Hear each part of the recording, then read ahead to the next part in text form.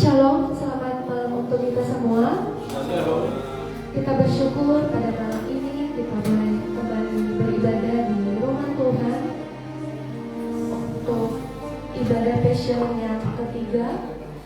Pada malam ini kita akan disapa oleh firman Tuhan yang akan disampaikan oleh hambanya Pak Pendeta James Damani dengan tema diperdaya dan korban kerasukan iblis. Sebelum kita memulai ibadah kita, saya ajak Bapak Ibu Saudara-saudari untuk bersaat teduh.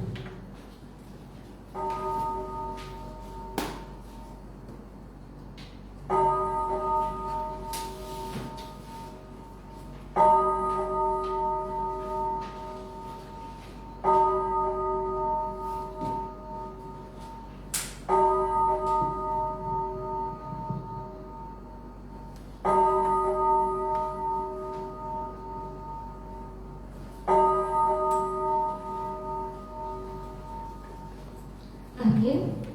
Aku hendak bersyukur kepadamu ya Tuhan Allahku dengan segenap hatiku dan memuliakan namamu untuk selama-lamanya. Sebab kasih setiamu besar atas aku dan engkau telah melepaskan nyawaku dari dunia orang mati yang paling bawah. Pertolongan kepada kita adalah di dalam nama Tuhan Allah yang menciptakan langit, bumi, alam semesta dan segala isinya. Turunlah kiranya atas kita sekalian anugerah dari Allah Bapa, Anak dan Roh Kudus. Amin. Kita memuji Tuhan dengan lagu pujian oleh kuasa darahmu di halaman 15 yang saat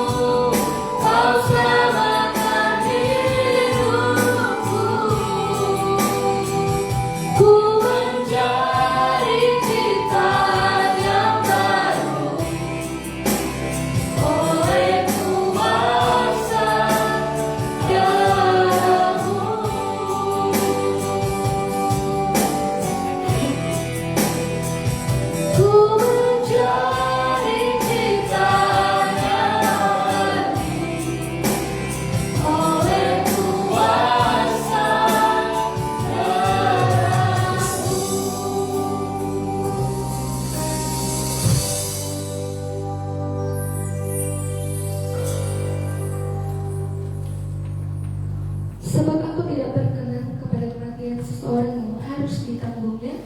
Demikianlah firman Tuhan Allah. Oleh sebab itu bertobatlah supaya kamu hidup. Kita menyembah Tuhan dengan lagu pujian Arti Kehadiranmu.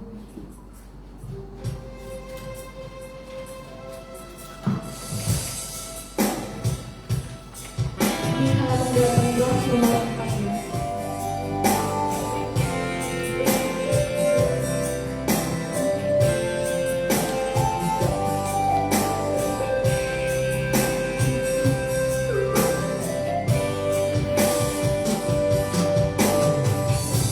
Jangan lupa terselami oleh setiap hati kami. Namun satu hal ku percaya, ada rencana yang indah. Tiada terduga kasih-Mu, hilang dan besar bagiku. Arti kehadiran-Mu selalu nyata di dalam hidupku. Penyertaan-Mu sempurna, rancangan-Mu penuh damai, aman dan sejahtera walau di tengah badai. Ingin ku selalu bersama, rasakan keindahan hati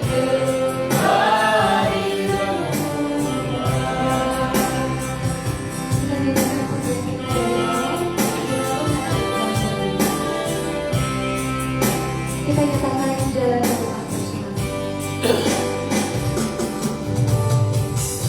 jalanmu tak terselangi oleh setiap hati kami. Namun satu hal ku percaya, ada rencana yang indah. Tiada terduga kasih-Mu, heran dan besar bagiku. Arti kehadiran-Mu selalu nyata di dalam hidupku.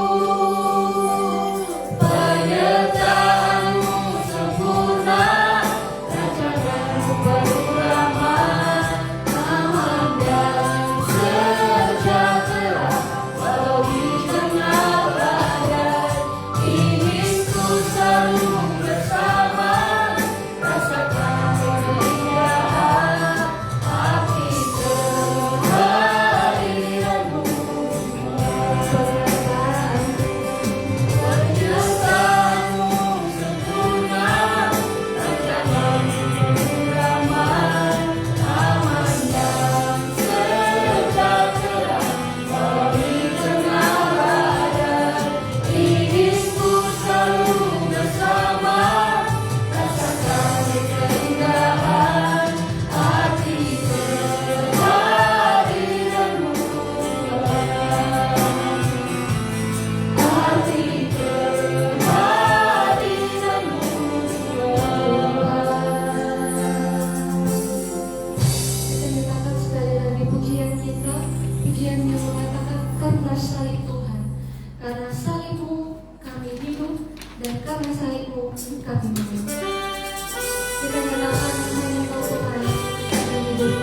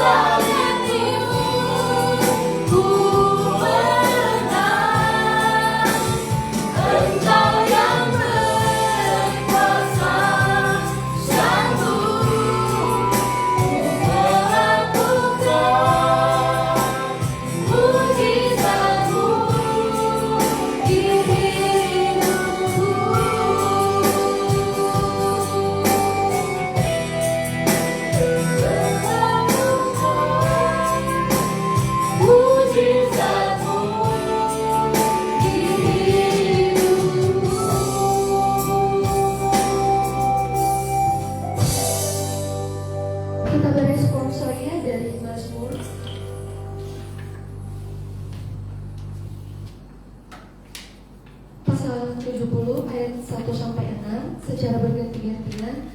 Saya ayat yang ganjil, Bapak Ibu jemaat Tuhan di ayat yang genap. Begitu seterusnya dan di ayat yang ke-6 nanti kita bersama-sama. Doa minta pertolongan ayat 1. Untuk pemimpin biduan dari Daud pada waktu mempersembahkan korban peringatan. Ya Allah, bersegeralah melepaskan aku, menolong aku ya Tuhan. Biarlah mendapat malu dan tersipu-sipu mereka yang ingin mencabut nyawaku. Biarlah mundur dan kena noda mereka yang menginginkan kecelakaanku. Biarlah berbalik karena malu mereka yang mengatakan syukur-syukur. Biarlah bergirang dan bersukacita karena Engkau semua orang yang mencari Engkau.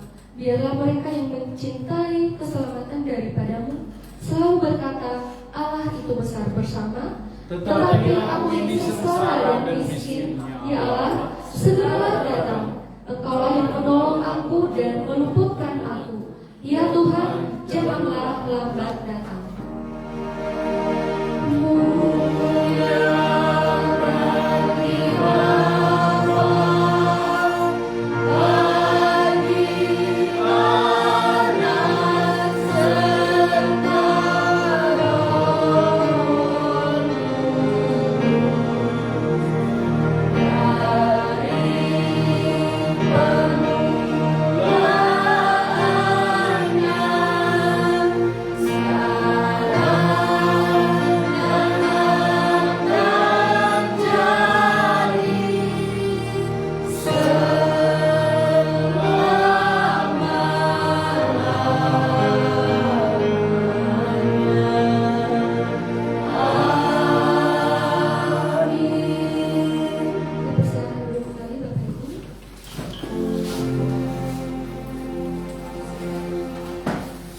Kita akan menyambut firman Tuhan dengan lagu pujian yang mengatakan karya terbesar. Di halaman 14 nomor 1.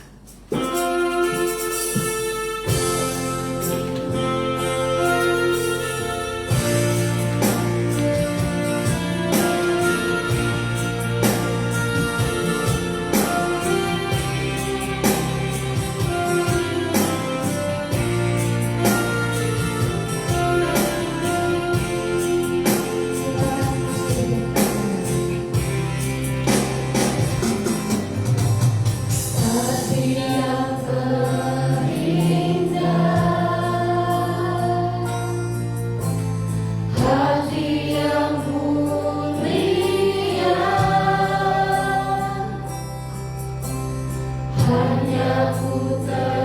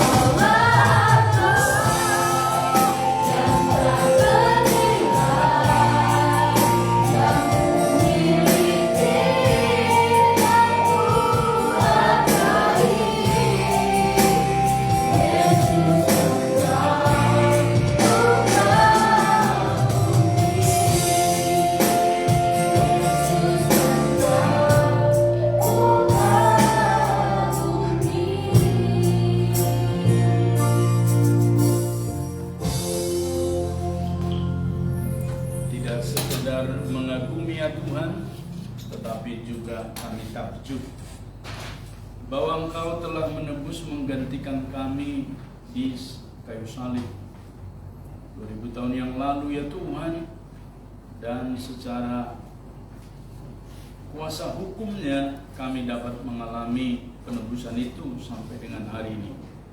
Tolonglah kami Bapa di surga untuk merenungkan satu bagian Engkau menjelang masuk ke Yerusalem, dan ketika di Yerusalem merupakan satu pergumulan karena Engkau akan ditangkap dan juga disiksa, diadili dan juga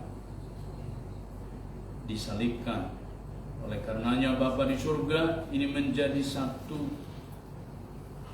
pemahaman kepada kami hari ini jemaat Tuhan, agar kami semakin mengasihi Tuhan di dalam segala hal. Dalam nama Yesus kami berdoa dan kami mengucap syukur. Amin. Silakan duduk Bapak Ibu, saudara yang mengasihi Tuhan. Dari Injil Yohanes pasal yang ke-13 ayat 21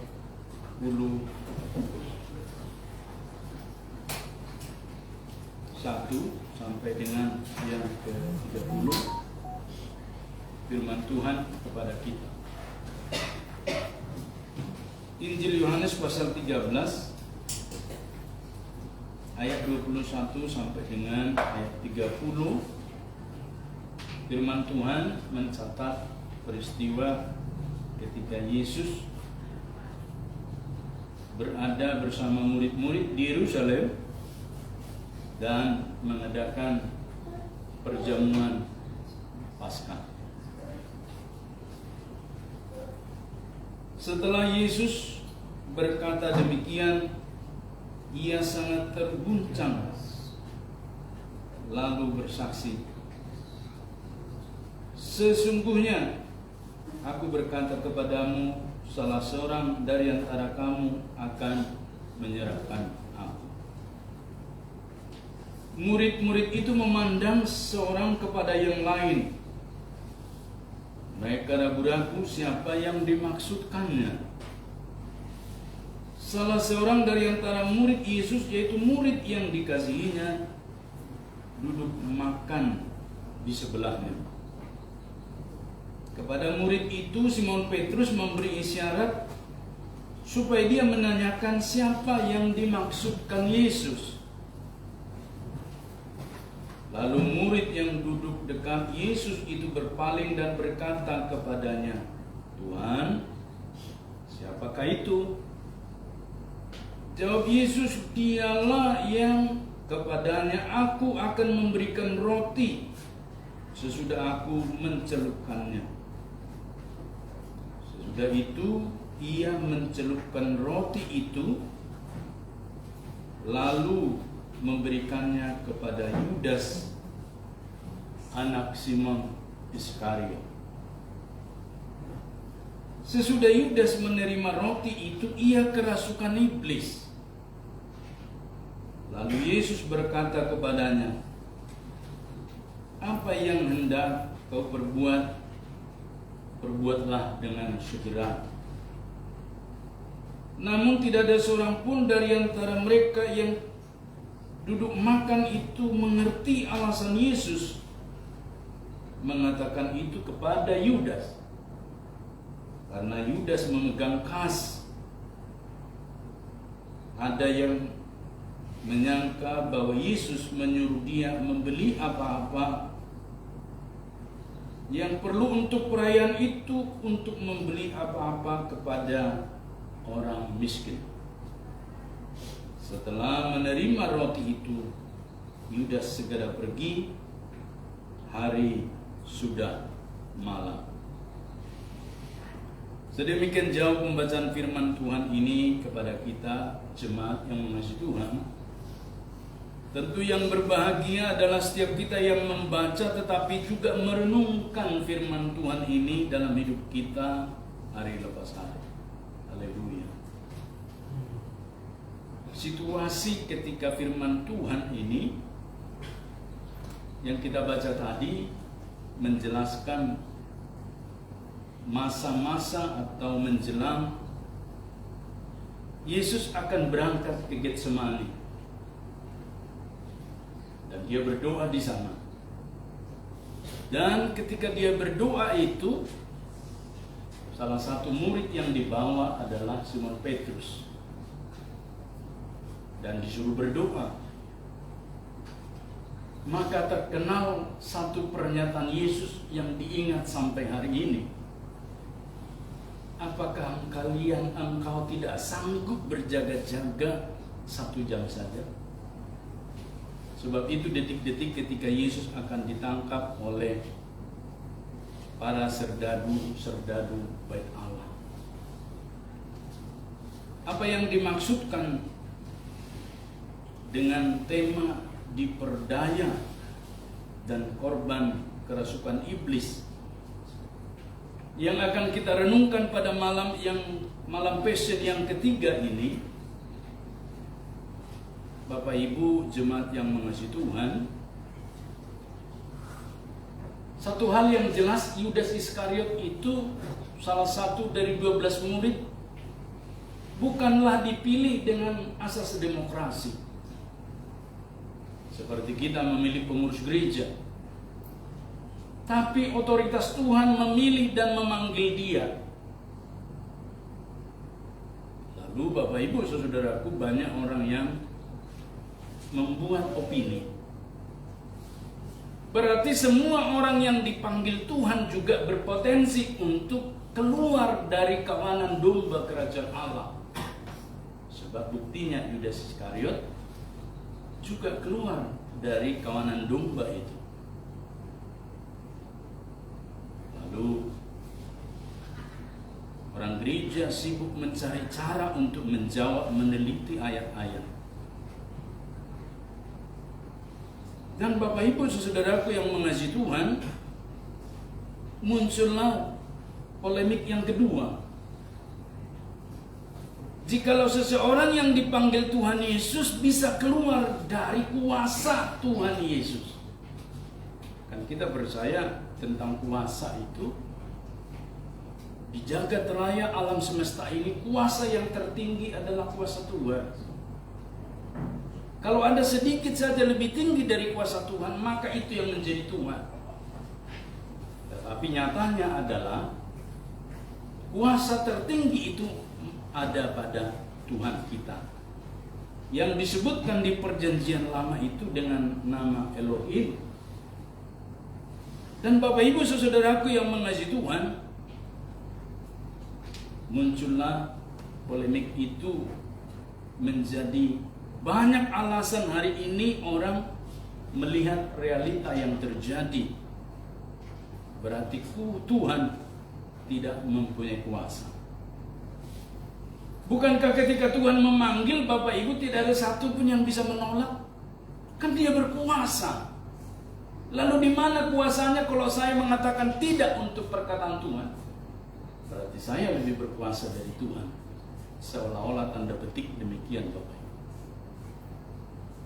Itulah sebabnya hari ini kita merenungkan di dalam Passion yang ketiga ini tentang seperti apa diperdaya oleh iblis itu, dan seperti apa iblis itu sebenarnya merontokkan hidup orang yang telah dipanggil Tuhan.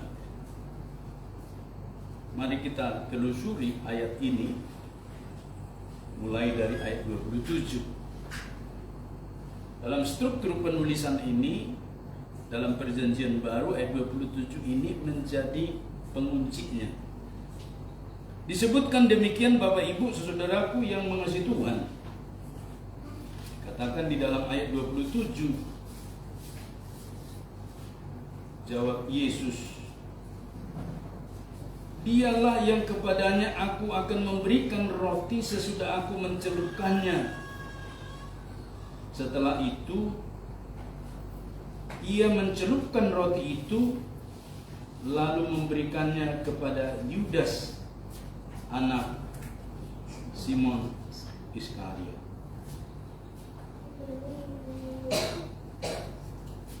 satu demonstrasi yang dipraktekkan Tuhan Yesus, satu metode perayaan Paskah yang berbeda. Kan malam itu penduduk se-Yerusalem itu merayakan Paskah. Mereka seperti biasa mengingatkan apa yang di dalam hukum Taurat itu. Bangsa Israel keluar dari Mesir. Puncaknya 10 perintah Tuhan itu. Perintah ke-10 itu kematian anak-anak sulung, baik hewan maupun manusia. Dan Bapak Ibu saudaraku, tetapi di ambang rumah orang-orang Yahudi Israel itu tidak ada kematian. Karena domba Paskah yang diperintahkan Tuhan itu disapukan di atas ambang pintu itu. Maka ketika kematian itu menuju setiap tempat di Mesir, rumah-rumah orang Israel luput. Maka pengertian Paskah itu bagi orang Israel di perjanjian lama adalah luput dari kematian. Tetapi tidak berhenti sampai diluput dari kematian, tetapi juga menyeberangkan, membawa mereka ke negeri perjanjian. Itulah sebabnya malam itu tergopoh-gopoh, tergesa-gesa, semuanya berangkat. Sehingga Bapak Ibu mereka berangkat meninggalkan tanah Goshen di Mesir menuju tanah Kanaan. Pesan-pesan itulah diperingati turun-temurun oleh orang-orang Yahudi. Yesus itu datang dan lahir sebagai orang Yahudi. Maka adat istiadat Yahudi tentulah dia praktekkan. Maka pada malam itu mereka merayakan Paskah. Apa yang berbeda? Sebab mereka tidak memakan anak domba Paskah itu di sana. Maka kalau kita perhatikan lebih lanjut Bapak Ibu, dalam metode yang diajarkan oleh Tuhan Yesus ketika dia membagi-bagikan roti yang tanpa ragi itu, apa yang dikatakan Tuhan di sana? Mengingat akan aku. Tidak mengingat lagi akan apa yang telah terjadi di Mesir ribuan tahun yang lalu. Fokusnya sudah bergeser kepada Yesus. Artinya Bapak Ibu, puncak dari penggenapan itu adalah Yesus Kristus. Itulah sebabnya apapun yang dinubuatkan, diceritakan, dikisahkan di dalam perjanjian lama itu, jikalau tanpa Yesus tidak ada artinya.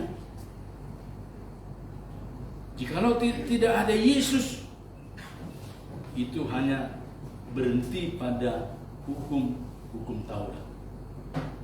Itulah sebabnya jangan terkecoh ketika para rabi itu dan masa-masa keagamaan itu membuat berbagai macam banyak peraturan.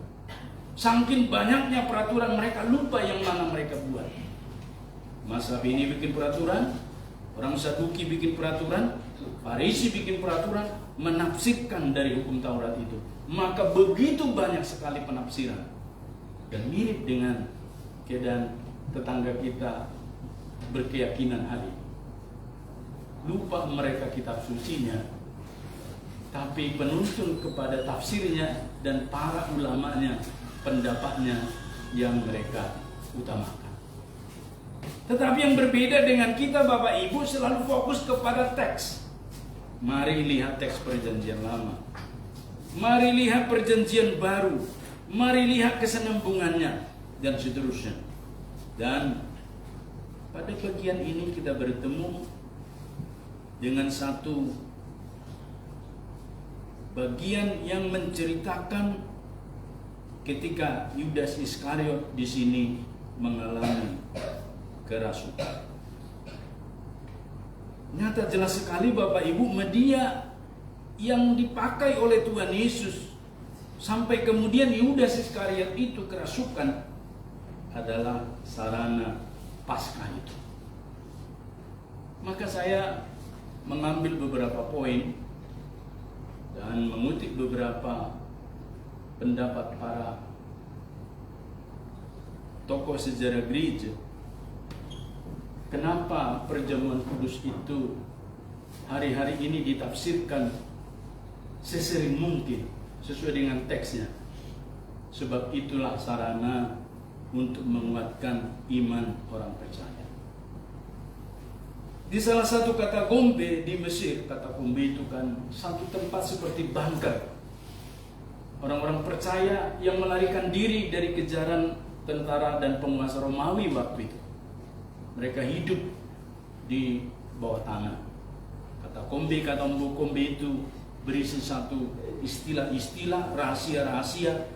Tetapi yang menarik ada di sana disebut dengan iktus. Iktus. Lalu ternyata itu artinya adalah, itu kan gambar ikan. Makanya jangan heran kalau kita ada simbol-simbol gereja, ikonisasi disebutkan, itu bukan membuat kita memberhalakan, tapi itu mengingatkan kita bahwa rentang perjalanan sejarah itu telah memakan banyak korban. Dan begitu banyak orang percaya yang kuat dalam iman. Kata kombe di kota Roma itu banyak menunjukkan peristiwa-peristiwa orang-orang percaya dikuatkan satu dengan yang lain ketika mereka bertemu dengan simbol-simbol itu. Itulah sebabnya ketika perjamuan kudus itu sesering mungkin dipraktekkan mereka, menguatkan mereka, Bapak Ibu. Maka ketika ditelusuri, dianalisa secara teks, diperhatikan secara konteks dan sejarah, maka Bapak Ibu, gereja kita Metodis menerjemahkan. Orang anak-anak pun boleh ikut di dalam komuni itu. Boleh dibagikan kepada mereka anggur dan roti itu, asal mereka percaya kepada Tuhan Yesus. Apa artinya Bapak Ibu? Mengingatkan kita di dalam bawah tanah itu begitu banyak keluarga-keluarga orang-orang percaya yang menghindar dari penganiayaan Bapak Ibu. Mereka juga justru ada anak-anak. Maka salah satu bagian yang mengingatkan kita hari ini adalah sarana perjamuan. Itulah yang menunjukkan yang kedua, bahwa Yudas Iskariot kerasukan. Saya memperjelas ini dari Lukas pasal yang 22 ayat yang ketiga. Di sana disebutkan, maka masuklah iblis ke dalam Yudas yang bernama Iskariot, seorang dari ke-12 murid itu. Kenapa dalam perspektif Injil Lukas dituliskan masuklah iblis? Iblis itu kan roh. Dia kan tidak dibatasi oleh ruang, waktu, dan gerak. Sama seperti Tuhan yang adalah roh dan malaikat, tidak dibatasi. Kita yang terbatas dengan sekat ini tidak bisa ke sana karena kita materi. Tetapi Tuhan tidak terbatas. Itu adalah roh. Sehingga Bapak Ibu saudaraku yang mengasihi Tuhan, ternyata roh jahat itu yang disebutkan di sini dengan kata iblis bisa masuk. Bisa masuk. Jadi saya tadinya berpikir begini Bapak Ibu. Saya berpikir ketika kita percaya kepada Tuhan Yesus, segala kuasa si jahat tidak bisa masuk. Kita sudah kebal, sudah imun, karena ada Roh Kudus dalam diri kita. Betul. Jadi, tapi harus diaktifkan. Ternyata belajar dari karakter iblis ini, kita baru mengerti kenapa disebutkan di sini ketika Yesus memberikan roti yang dicelupkan itu kepada Yudas, dia kerasukan. Kata kerasukan di sini tidak menggelepar-gelepar dan berbusa. Kata kerasukan pada ayat ini dijelaskan dengan pikirannya menjadi lebih seperti semula. Apa yang semula dipikirkan Yudas Bapak Ibu, ternyata Yudas memikirkan semula bahwa dia merencanakan akan menjual Yesus. Paham ya Bapak Ibu jemaat yang mengasihi Tuhan? Iblis tidak masuk dengan cara di depan kita, wah gitu, atau menakut-nakuti kita. Tidak. Jadi kalau ada hari-hari ini orang lebih takut kuburan, lebih takut kepada hal-hal yang membuat dia merinding, sebenarnya tidak terlalu penting. Kita justru harusnya lebih takut ada celah dalam diri kita, iblis masuk seperti kepada Yudas sekali. Karena kata masuklah iblis itu di dalam Injil Lukas 22 ayat 3, kemudian diperjelas pada Yohanes 8 ayat 44. Bapak Ibu, Injil ini kan saling melengkapi. Makanya kan orang gak ngerti ya. Bahkan banyak sekali orang Kristen pun sulit mengerti kenapa Injil ini ada 4. Wajah Injil Matius, Markus, Lukas, Yohanes. Ini kan Bapak Ibu, kisah yang sama diceritakan oleh orang yang berbeda, diberikan Tuhan pengilhaman. Ilham. Jadi bukan dicetak di surga. Seandainya saya pada waktu itu dipercaya Tuhan menuliskan, tentu versi saya, ya versi agak sedikit-dikit ada bahasa Bataknya, kan begitu. Karena saya orang Batak. Itulah sebabnya pada bagian ini versinya Matius, Markus, Lukas, Yohanes. Tapi ini namanya Injil, Evangelion disebut dalam bahasa Alkitab ini. Maka kita menemukan karakter iblis itu, ini karakter. Dalam Yohanes 8 ayat 44 disebutkan di sana, iblislah yang menjadi bapamu, dan kamu ingin melakukan keinginan-keinginan bapamu. Ia adalah pembunuh manusia sejak semula dan tidak hidup dalam kebenaran, sebab di dalam dia tidak ada kebenaran. Apabila ia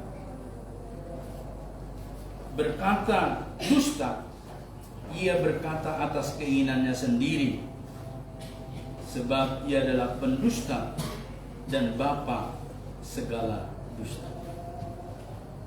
Sangat jelas sekali Bapak Ibu, Injil Yohanes menjelaskan satu karakteristik iblis ini. Dan inilah yang menjatuhkan Hawa. Inilah yang menjatuhkan manusia pertama itu ke dalam dosa.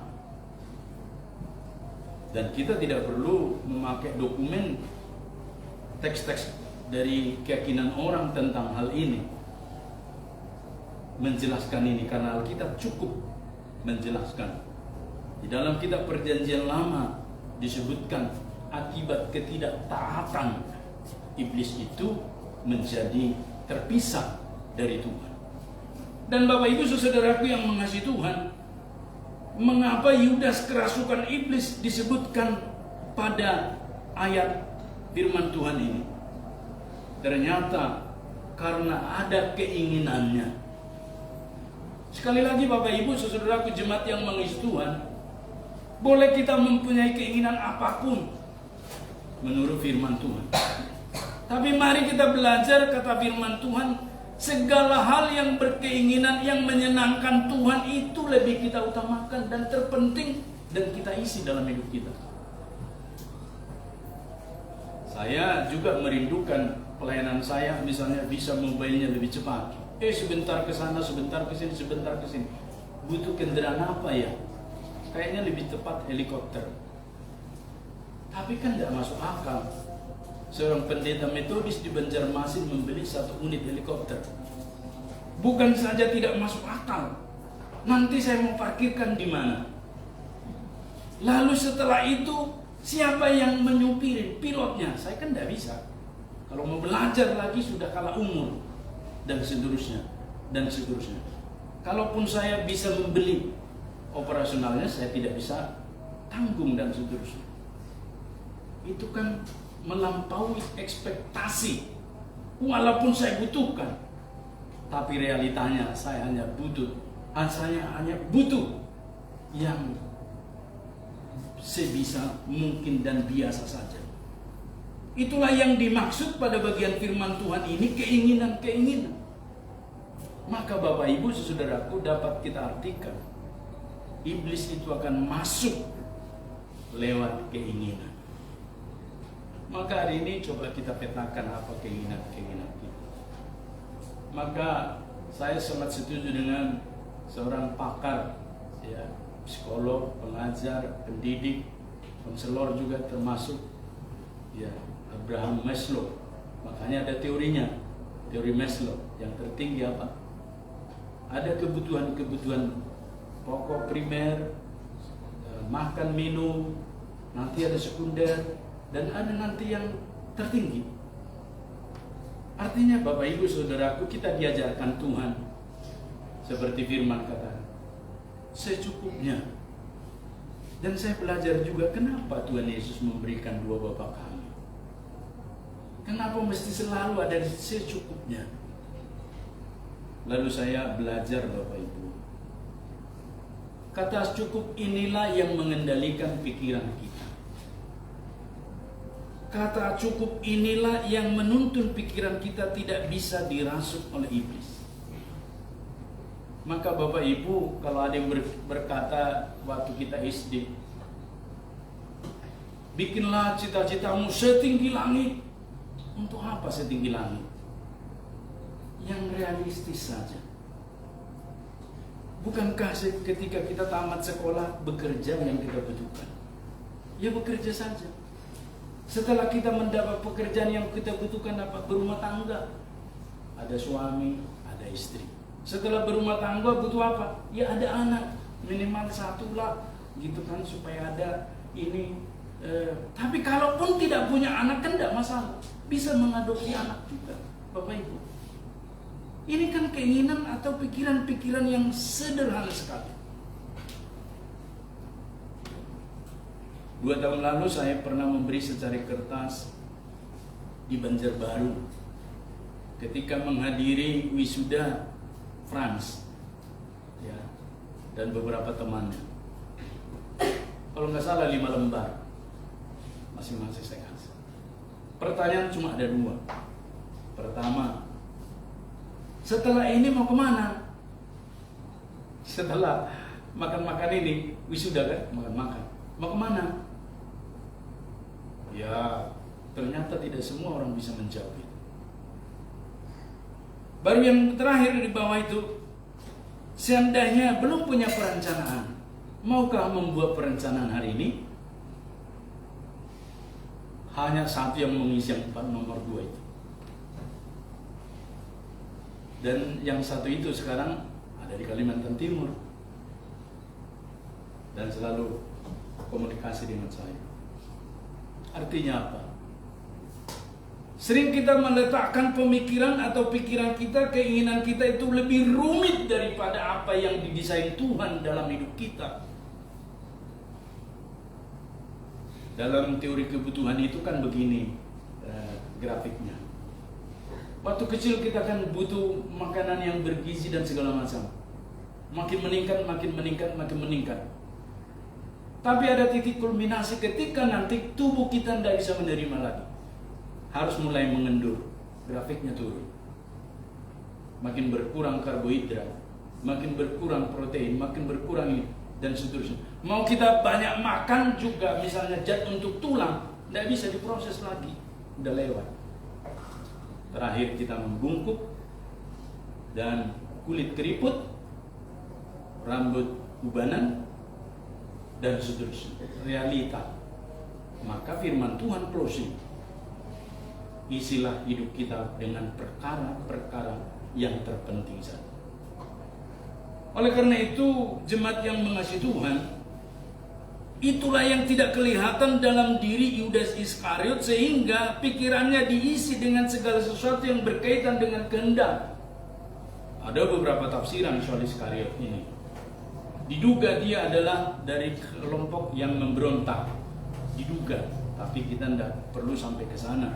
Karena firman Tuhan ini cukup menjelaskan, setiap orang siapapun berpotensi untuk memiliki keinginan-keinginan yang tidak sesuai dengan keinginan Tuhan. Itulah sebabnya dia terlepas. Itulah sebabnya dia meninggalkan Tuhan. Jadi sekali lagi bukan perkara di Tuhannya yang tidak punya kuasa memegang dia. Seperti dalam teorinya kucing memindahkan anaknya.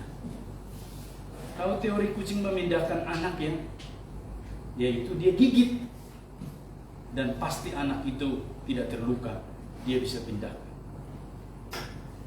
Sehingga Bapak Ibu Saudaraku, melalui firman Tuhan ini patahlah sudah teori yang dikatakan bahwa ternyata kita yang berkeinginan menjaga keselamatan kita, bukan seperti yang disebut dalam tata krama kera atau monyet.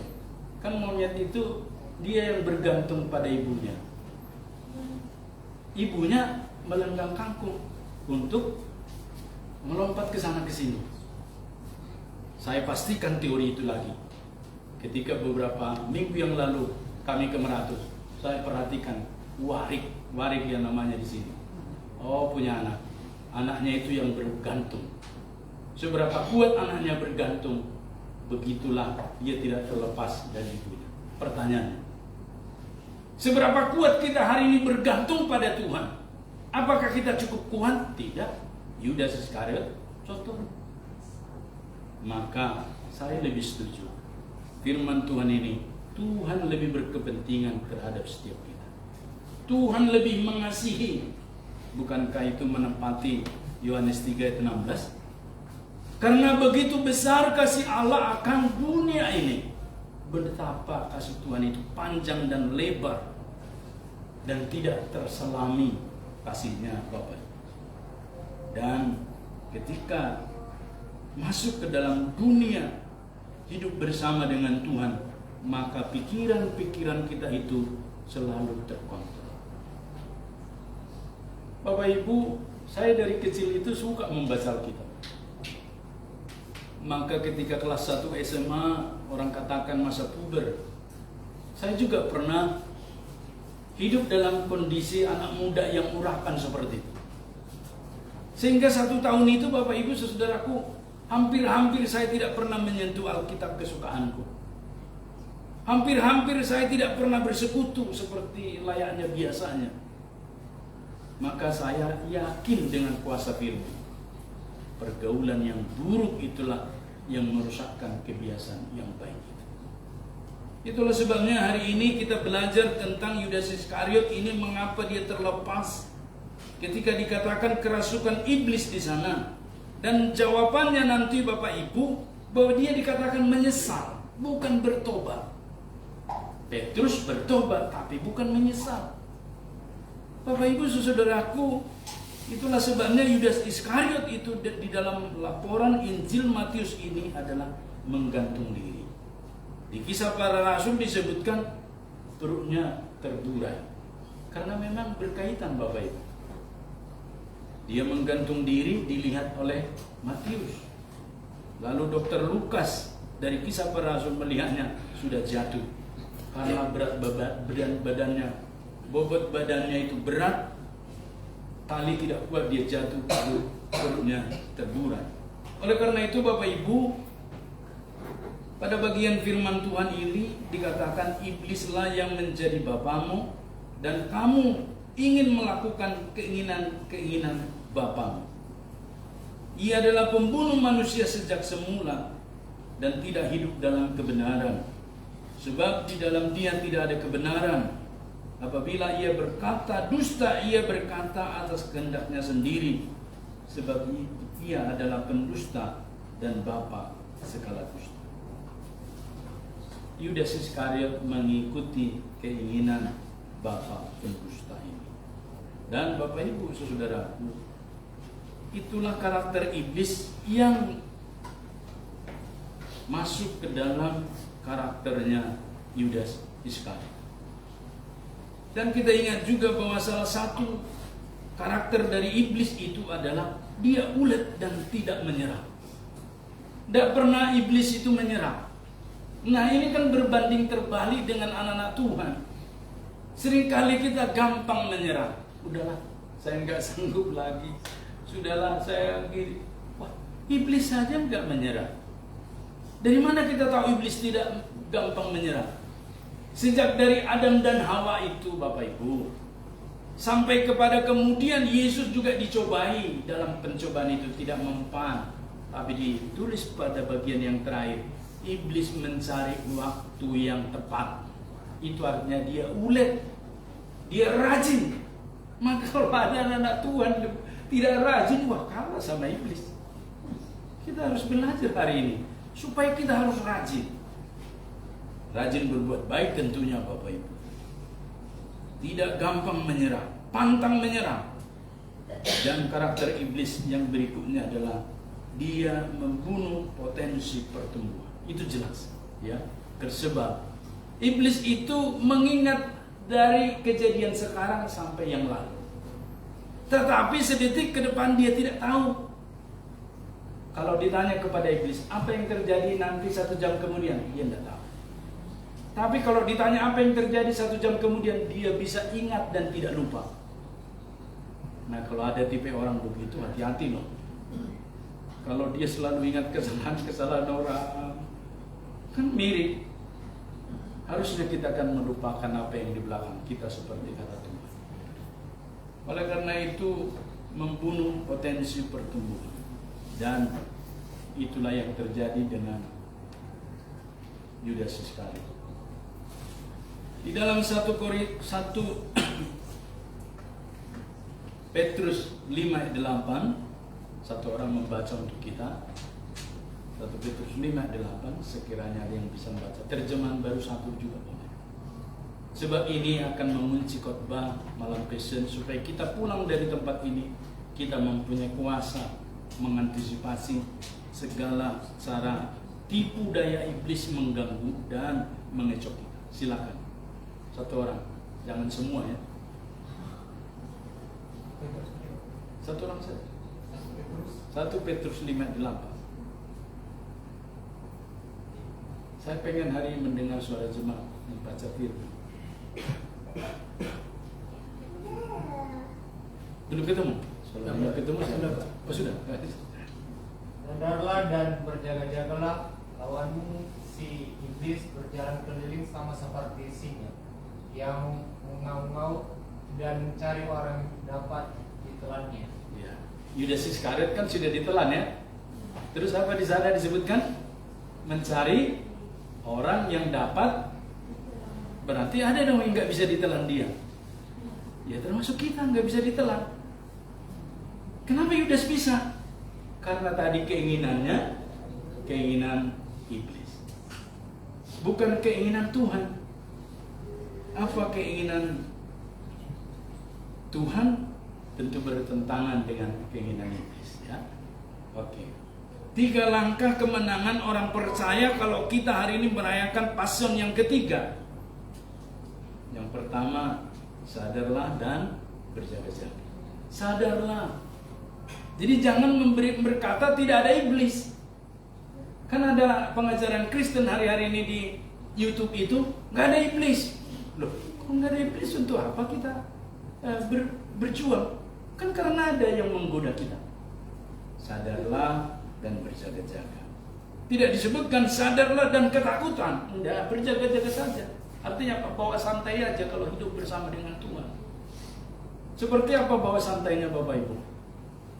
Ketika ikan itu hidup di air, dia santai. Tapi ikan itu bisa mati di tangan kasih sayang yang salah. Di mana yang salah? Kalau seekor monyet dari pohon melihat ikan terlempar dari air di pinggir sungai, dia melihat dari atas, aduh ikan itu kasihan menggelepar-gelepar. Nah dia kan monyet, lalu dia turun, dia ambil ikan itu. Apa yang dia lakukan monyet itu? Karena cinta dan kasihnya si monyet, disayang-sayang.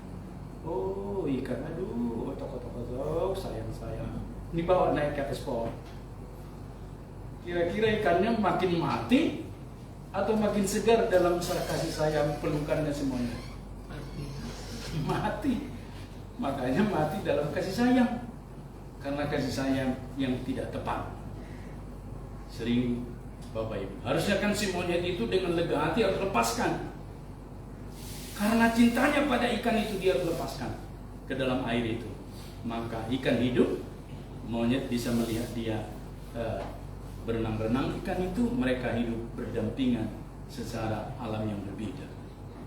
Itulah sebabnya Bapak Ibu saudaraku dikatakan di sana sadarlah dan berjaga-jaga. Kita hanya dikatakan Tuhan berjaga-jaga. Apakah ada cara kesempatan roh jahat menguasai setiap kita? Ada. Itulah sebabnya firman Tuhan juga katakan kepada jemaat di Efesus. Efesus 2:7 dikatakan di sana, dan janganlah beri kesempatan kepada iblis. Bapak Ibu saudaraku, di dalam Efesus 4 ayat yang ke-27 maksud saya, dikatakan di sana janganlah memberi kesempatan kepada iblis. Kata kesempatan itu berarti ruang kendali atau tempat berpijak. Seperti pesawat. Di mana ruang kendalinya pesawat?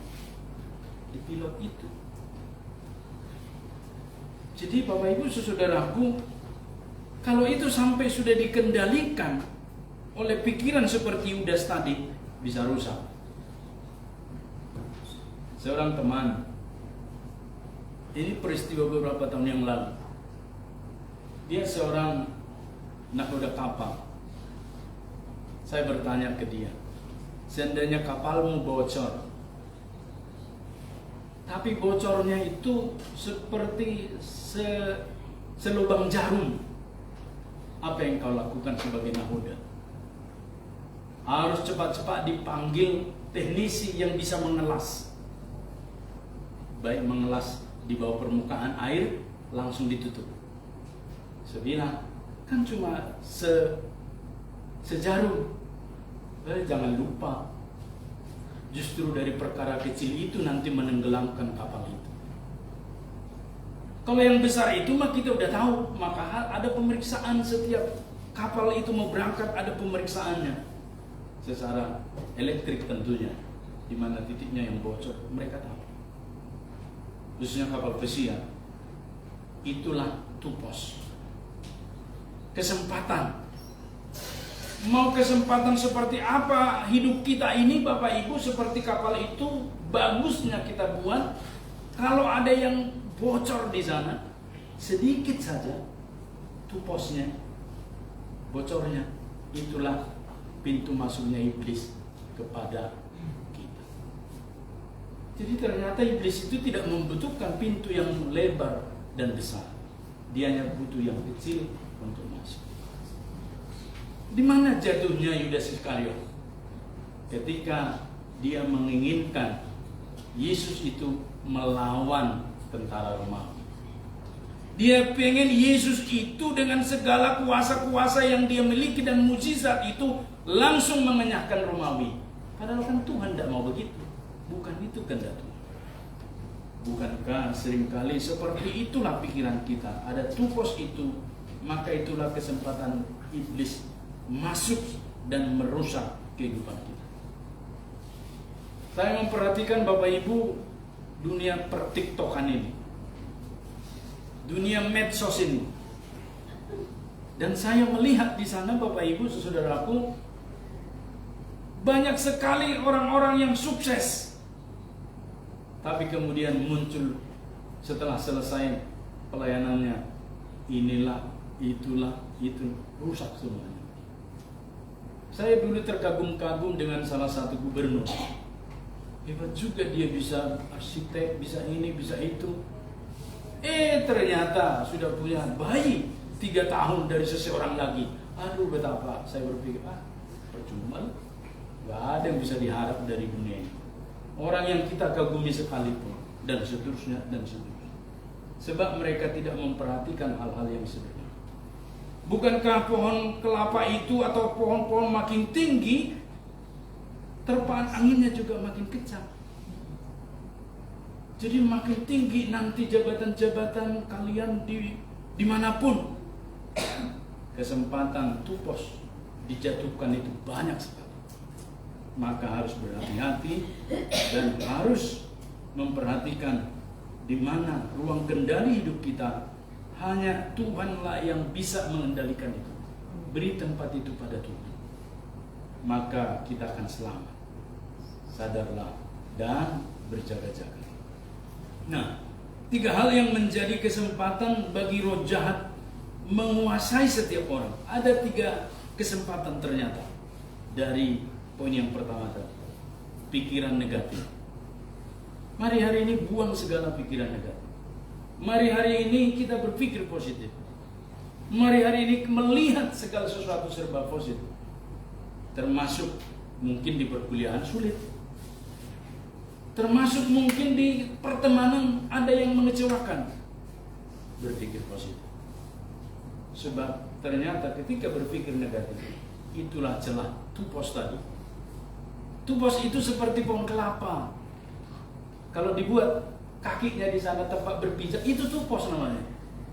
Kalau dalam bahasa Yunani, itu tupos pertama, tangga pertama. Kan kalau punya pohon kelapa kan dibuat tempat kaki kan, tupos. Gak bisa orang langsung ambil pohon buah kelapa, tapi dibuat dulu tangga 1, 2, 3 sampai ke atas. Gak bisa langsung ke atas kecuali pakai jolok ya. Itu namanya tupos melewati pikiran negatif. Kebiasaan-kebiasaan buruk. Apa kebiasaan-kebiasaan buruk itu?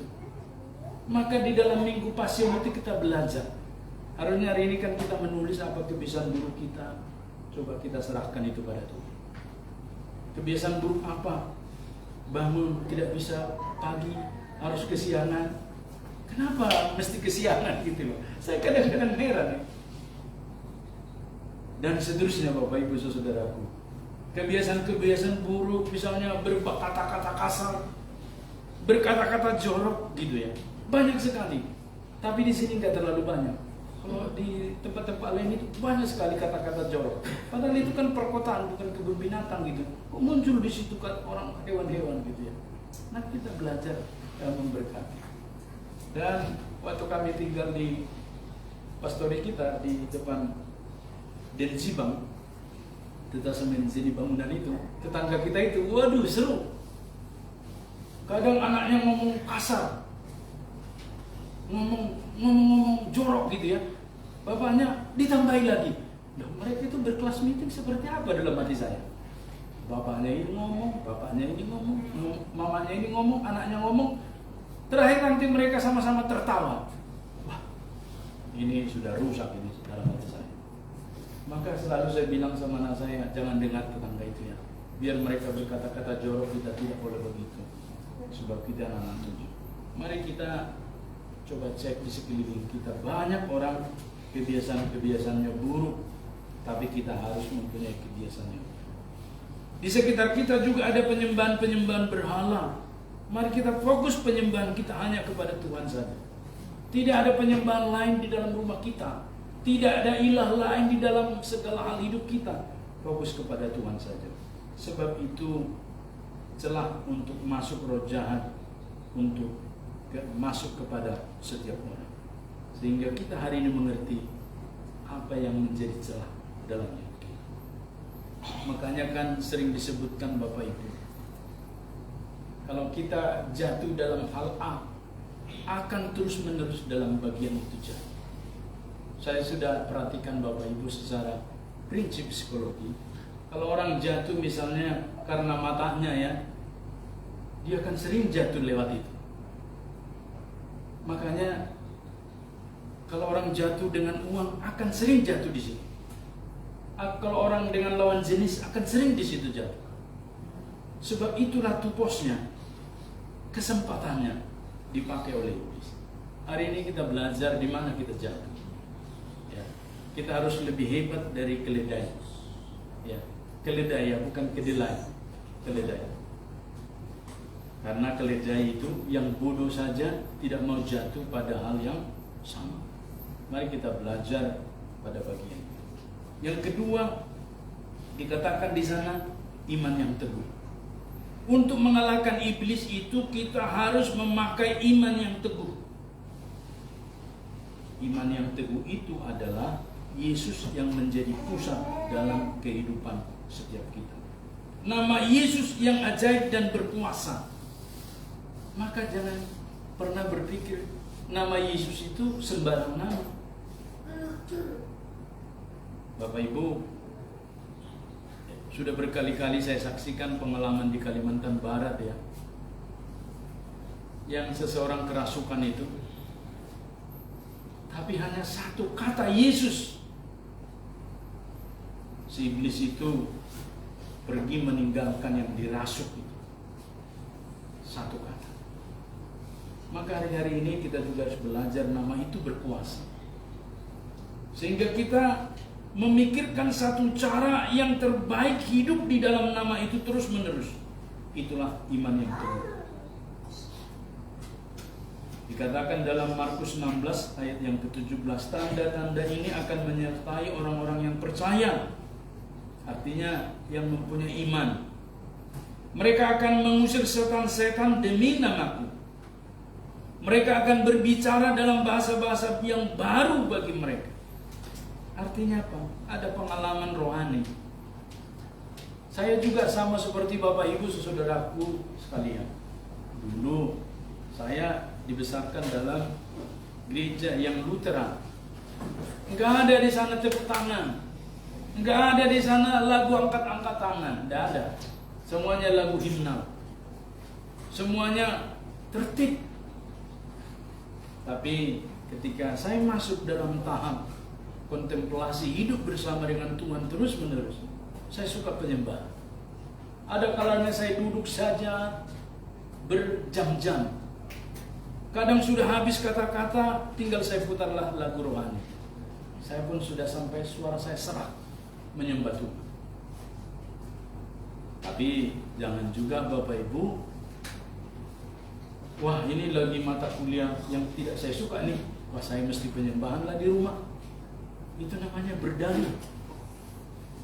Kita mesti menyiapkan waktu yang terbaik untuk Tuhan. Dan yang ketiga Bapak Ibu, lawanlah. Berarti iblis itu harus dilawan. Makanya Bapak Ibu saudaraku, iblis itu akan mencengkeram orang yang bisa dia cengkeram. Tapi orang yang melawan dia akan tidak bisa lawan Bapak Ibu. Mari kita belajar hari ini, ketika ada gangguan-gangguan apapun dalam hidup kita, kita harus lawan. Sebab itu cara iblis untuk membawa kita hidup dalam kedagingan, hidup dalam visi yang tidak jelas. Maka jika kita melawan roh-roh jahat itu dengan sungguh-sungguh, dikatakan dalam Yakobus pasal 4 ayat yang ke-7, dia akan lari daripadamu. Asal dilawan dia akan lari daripadamu. Berarti hanya orang yang lemah yang bisa dikuasai oleh si jahat. Maka Bapak Ibu saudaraku, malam passion ini mengajarkan kita hari ini sebaliknya, kita semakin dekat dengan Tuhan, makin dekat Tuhan, makin terus bersama Tuhan, maka aroma hidup kita akan membuat iblis gemetar. Sehingga segala kelemahan kita tidak digunakan iblis untuk menjatuhkan kita, tetapi sebaliknya dipakai Tuhan untuk membangkitkan kita melayani Tuhan dengan lebih lagi. Jikalau tahun lalu kita belum merayakan Passion, mari hari ini coba kita berkontemplasi. Biasanya Bapak Ibu bermacam-macam cara dibuat dalam Passion itu. Bisa dengan diiringi lilin, bisa dengan berbagai petunjuk apa cara beribadah, sehingga kita boleh satu perspektif yang baru, memberi kepada diri kita pemahaman tentang Tuhan yang kita sembah itu adalah luas dan sungguh-sungguh mengikat kita. Maka yang terakhir ini Bapak, lawanlah. Jadi sekali lagi, 3 langkah kemenangan orang percaya: sadarlah dan berjaga-jaga. Yang kedua, iman harus teguh. Dan yang ketiga, lawanlah. Jadi itulah yang menguatkan kita pada hari ini, Bapak. Maka ketika kita hari-hari ini menghadapi banyak gangguan, cobaan, perintangan, godaan, lawan, dan jangan kita menyerah, sehingga kita menang bersama dengan Tuhan. Amin. Kita menundukkan kepala. Saya undang pemusik. Kita naikkan pujian kita. Nomor 8. Karena salibmu.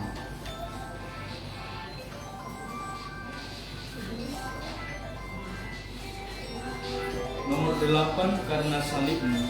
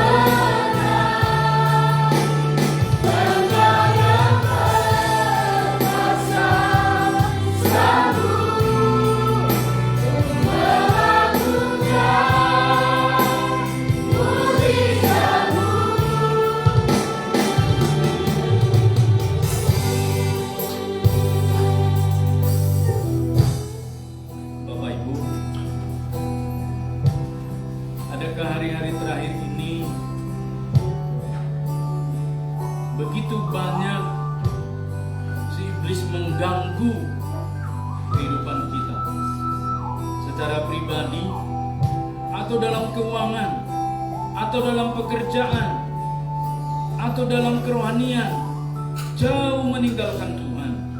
Sudah teramat lama tidak berdoa, sudah teramat lama tidak doa pagi, sudah teramat lama tidak mengikuti kelas meeting, sudah teramat lama tidak ada persekutuan di rumah, sudah teramat lama tidak lagi memberitakan Injil, mengajak orang kepada Tuhan. Maukah Bapak Ibu, saudaraku, hari ini serahkan beban itu pada Tuhan dengan satu pengakuan. Benar Tuhan, ada begitu banyak halangan rintangan yang saya hadapi, kami hadapi. Hari ini kuatkanlah supaya kami tidak jatuh seperti Yudas Iskariot. Maukah Engkau masuk dalam pengakuan itu? Jika Engkau mau, Tuhan menginginkan Engkau hari ini berkomitmen, bertekad, apapun yang terjadi harus seimbang bersama dengan Tuhan. Taruh tangan di dadamu, saya akan berdoa buat saudara. Bapa di surga, lihatlah jemaat-Mu ya Tuhan, mengingatkan kami di dalam malam-malam passion ini, Seperti 2000 tahun yang lalu, Yudas Iskariot harus keluar dari kawanan domba Allah karena keinginannya yang dibuahi oleh iblis. Hari ini tolonglah setiap kami Bapa, luruskanlah terus jalan kami, tuntunlah kami Bapa dalam perkuliahan sekolah, dalam pekerjaan, dalam usaha, bahkan dalam merindukan pasangan hidup, supaya kami menantikan kehendak Tuhan dan bukan keinginan daging yang sakit. Kami mengakui Bapa, teramat lama kami tidak mengalami kebangunan rohani. Hari ini kelawatlah kami Bapa dalam nama Yesus. Pulihkanlah kami Tuhan, buat sehat dan panjang umur, sukses dan berkati serta topang tolong. Terima kasih Bapa, terima kasih dalam nama Yesus, dalam nama Yesus. Karena salibmu,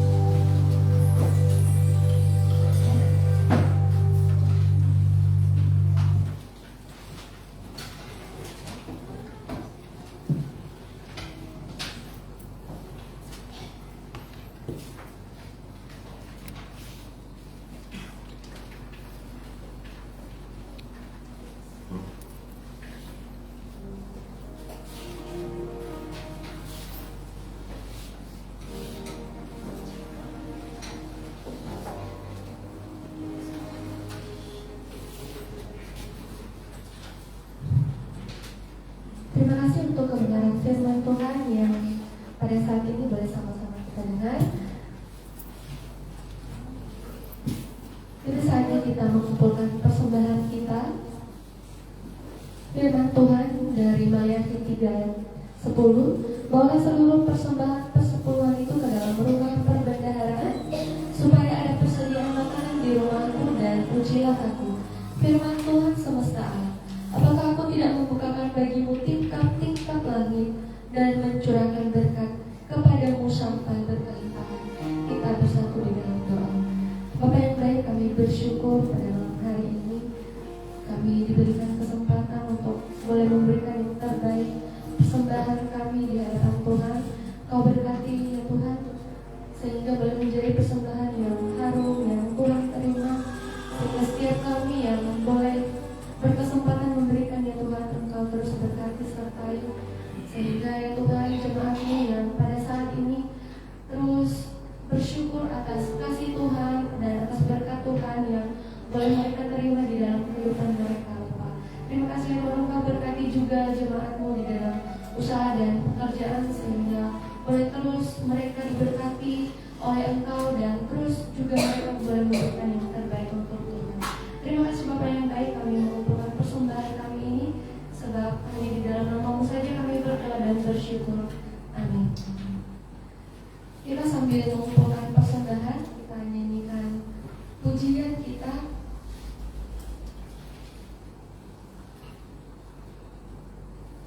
Terlalu besar.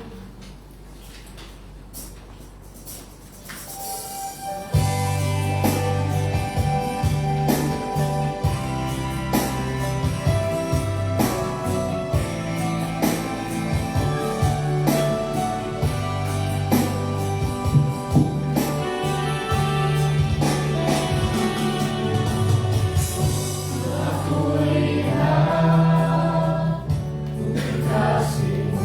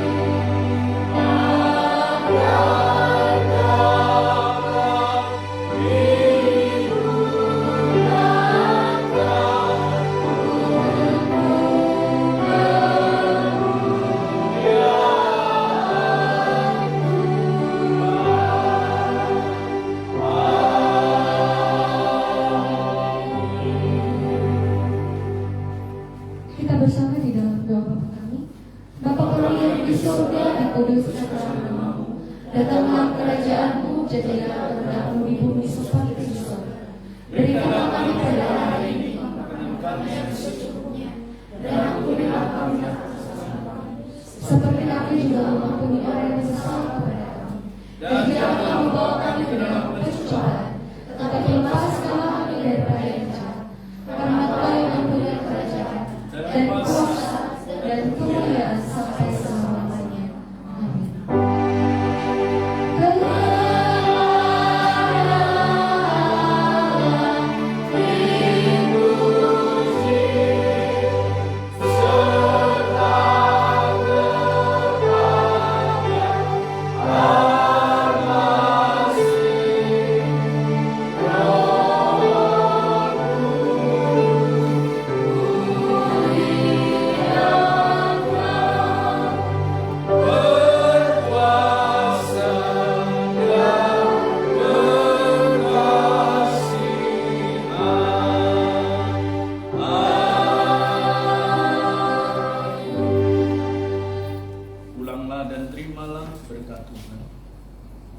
Kiranya kasih karunia dan damai sejahtera daripada Tuhan kita Yesus Kristus, kasih sayang dari Allah Bapa dan persekutuan dengan Roh-Nya yang kudus yang memeteraikan setiap janjinya atas kita setiap pribadi, dari sekarang, besok, bahkan sampai selama-lamanya, sampai Yesus datang kedua kalinya. Amin.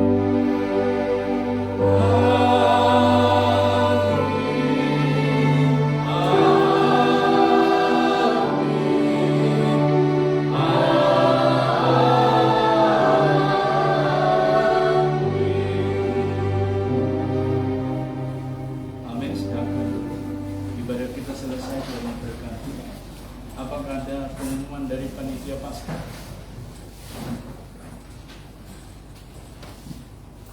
Kalau tidak ada pengumuman? Kalau tidak ada pengumuman, kita bersalaman-salaman dibantu oleh pemandu ujian.